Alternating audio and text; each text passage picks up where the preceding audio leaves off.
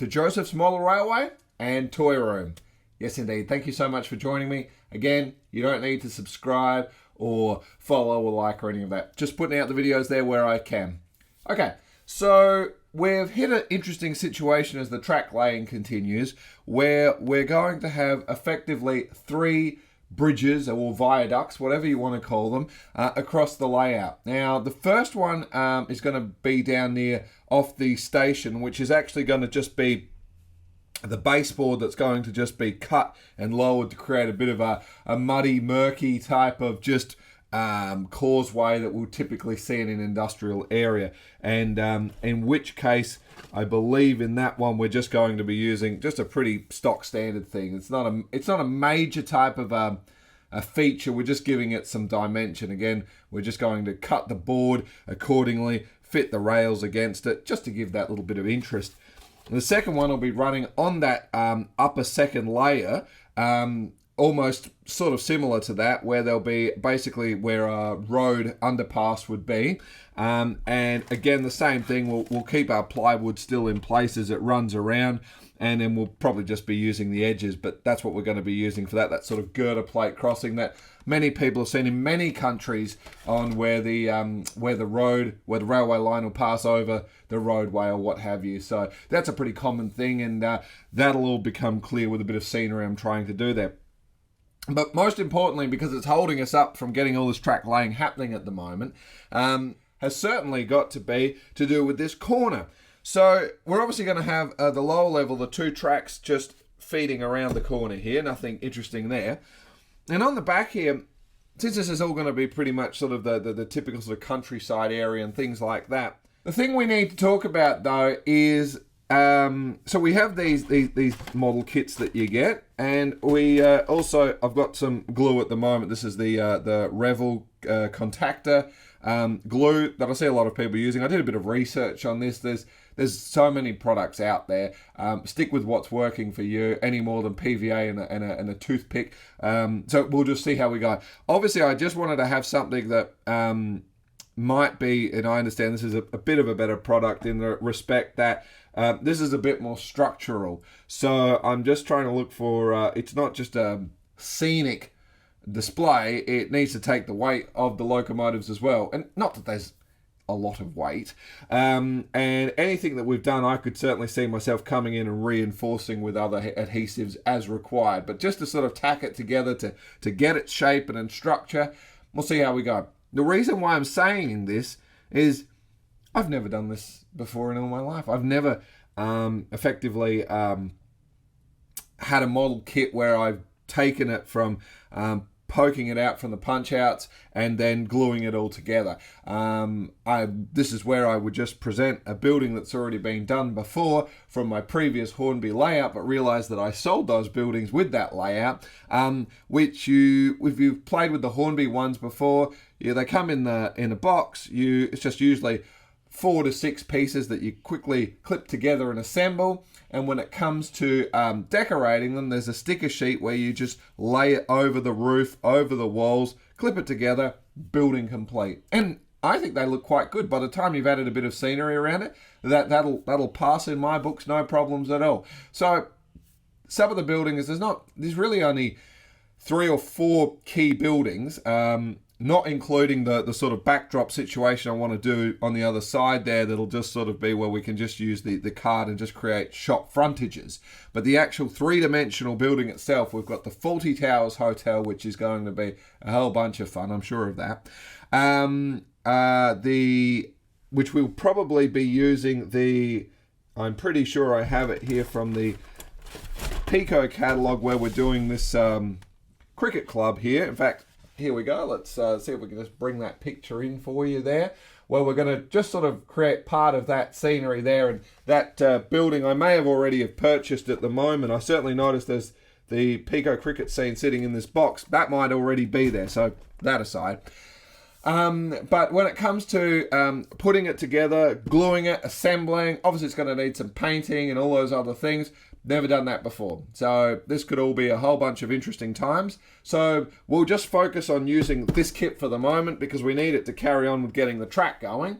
So let's see how we go in this video making the Viaduct set 2-track. Okay, well, comprehensive shrink wrap and some pretty impressive packaging. Let's get to it. This is the biggest of them all with all the stuff we're doing.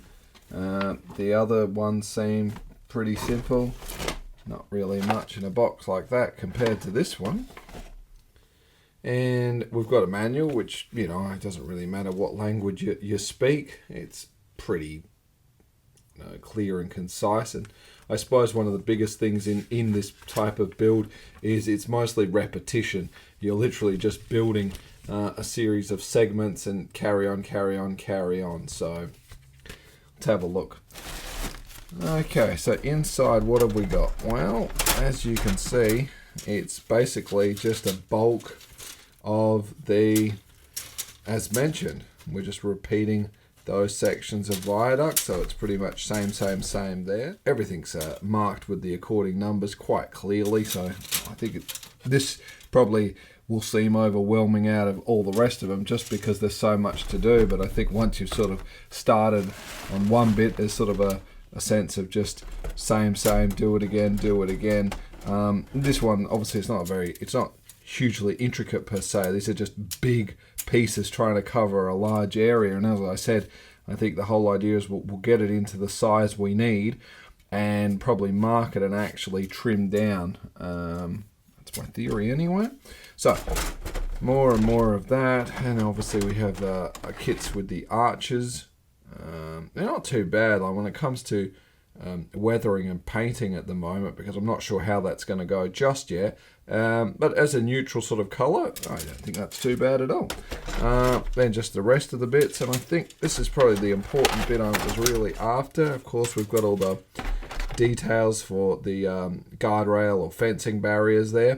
But this was the bit I was most interested in at the moment, is our ability to slap our 2 lines down to go around the corner, which we're aiming to do something along these lines here. So, all right, well, better get started then. Okay, so to bend it for the Viaduct section, they ask you to put it in an oven for 60 to 70 degrees Celsius and then curl it around. I tried using the actual arches on the kit to bend. That wasn't working so well. Then I thought I'll do this and tape them up. This one was the original one I tried, so I know there's a kink there, but we'll try and smooth that out as we go along. And I realized Coke cans were giving me a pretty consistent shape and just taped them up with some painter's tape. I will just say this though, this can, as you might be able to see, is nice and cool. It's actually been in the fridge, and it talks about needing to cool down. If you're doing something like this and need to bend radiuses doing a Viaduct, this is what I'm recommending. A soda can, make it cold, come out of the oven, wrap straight on, put some of that tape around it, and I think you're going to be just doing fine.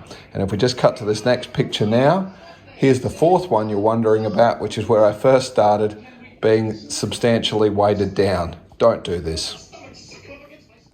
Well, you can see these arches are really causing some stress getting them in, but as you can see, the incidence with the first one, the good thing is it's kind of like a mousetrap. You can see we've got it in, but it's not quite right, and those instructions were open to interpretation. For example, these cross members are supposed to come in at the end. I'm putting them in now, so it's giving me a nice, which I've done now, which gave me a much better success in getting that arch put in. And this clamping system is doing well. Of course, it's taking the longest time, and we'll talk about the time frames shortly.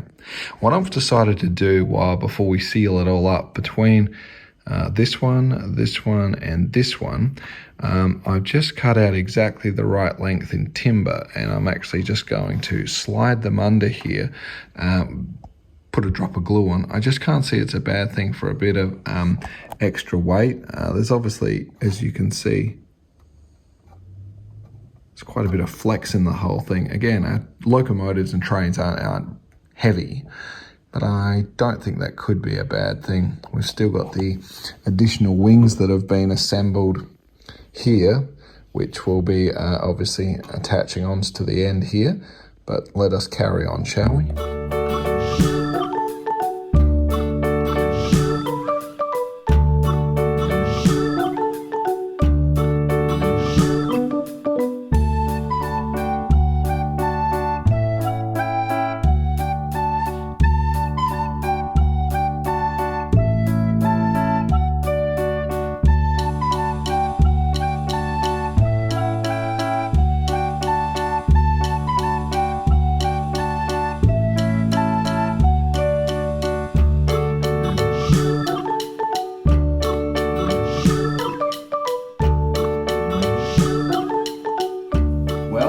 Here we are. Let's recap on what this adventure has entailed.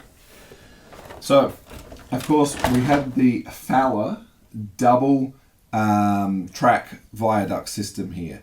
Now, a couple of things we'll make mention of. Just regarding it, the box is still quite heavy and quite a bit in it. What I like about it is it's quite a solid box construction. So, of course, you can pop something here like what the contents is. So you can obviously use it as a storage box and stack it up accordingly, all part of that sort of German ethos of sort of efficiency, and I think that's a wonderful thing. So while we'll just pop all that aside for the moment, pop it down there, why not? But what I want to say is the bridge is now viaduct. I'll use the word bridge because that's sort of, as I sort of call it that. As it's been built, I didn't do the lower section, I only concentrated on the top bit. So I just wanted to point out that there are a lot of pieces that are left over, and I'm sure if you have a look at that, it's with the brickwork on it there. So I'm sure we can find usage to do stuff with this later on. So I'm going to keep those sheets. I think they're wonderful and I can put them to good use. But for the moment, the instructions are quite open for interpretation. I noticed as I went back through some pictures and videos of other people's layouts, not many people do curve viaducts, and for reasons that I discovered, I don't blame you for it. Have a bit of a straight bit, as we'll see later on in the layout. I think they're nice and simple, and they're striking. They give that nice visual impact and bringing the layers together. The curved one is a bit difficult, but anyway, as you can see, plenty of clamps, lots of glue, and away we went. The actual total build time of this entire model was actually 2 hours. I say 2 hours, but you have to appreciate for each arch that we needed to create, I preferred to leave it overnight just to ensure that the glue had dried properly. And there's a few steps involved where we need to put pieces into the oven to get them to melt and bend accordingly. But let's have a look what we've got here. Ta-da! Here she is. Now, it's not painted at the moment, and there's some complications, but nothing we're not going to be able to sort out here. Look, I'm not too disappointed in it, because a lot of the scenery and painting will sort of disguise that. Now, that's another problem I'm needing to deal with now, is of course the paint. I've been on some forums trying to ascertain what we need, and while it seems a pretty straightforward concept, the base layer of Tamiya or Humbrol spray paints that are available in what I want to do, in Australia, they do not ship spray paints, unfortunately. So my nearest model shop is several hours away, so that's not an easy thing to do. I've got a colleague who might be traveling that way, and I've given them a list of what to do. Otherwise, we might have to come up with another idea. But look, it's not too bad. There are plenty of room for improvement. As I said, this is the first time I've done a sort of a kit build and put it together using glue. And of all the things I started with, it's without doubt probably the most complicated. And the reason I say it is, obviously you start here with small arches, so it seems fair that all I had to do was melt the plastic down a bit, bend it into shape, and away we go. But remember, on the back side, it opens up. You can see obviously some howdy-doodies here, but look, we're not seeing that side because we're going to pop it in the corner. So the theory here is a couple of things we're going to do here. I've decided how this is going to be landscaped. I'm going to be creating a bit of a tidal, coastal, low tide, salt lake kind of pretty much just a low tide scenario where you're just capturing a little bit of water, which we'll use with a little bit of epoxy. In fact, here's the key picture that I'm trying to achieve as modeled with the famous fish and chips section on top of the tank engine. So you can see it's just sort of just dribs and drabs of some water where a little bit of a stream of water could actually be a little bit of the deeper stuff toward where the pylons are, but not much at all. Sort of sand comes back up, and then we're back onto that sort of traditional sort of English countryside, I suppose, is what it's going to be. But the theory is, as we pop it down, let's just move these for a moment. So you can see I'm making great progress here. The track's actually just about to come. I've just got to glue the next bit down. And we're going to come down for the lower section here. But the upper one where this is going to be is going to sit, you know, roughly about here, give or take. Now, you'll notice straight away it's going to need to match this. And you can see just, again, we're not doing the lower portion of it, but you can see we've got this situation here of maybe, I don't know, between 2 to 4 centimeters. We've got a bit of an anomaly here. This is the bit where what I'm planning to do is just have him sit here. We're going to take our jigsaw and cut some sort of shape in this array out. And then we're going to be able to lower that section of board to sit and match the height of where the return loops are heading. So it's basically going to butt straight up to there, and we'll butt it coming straight off onto here. And I think that should give a pretty nice little piece of scenery.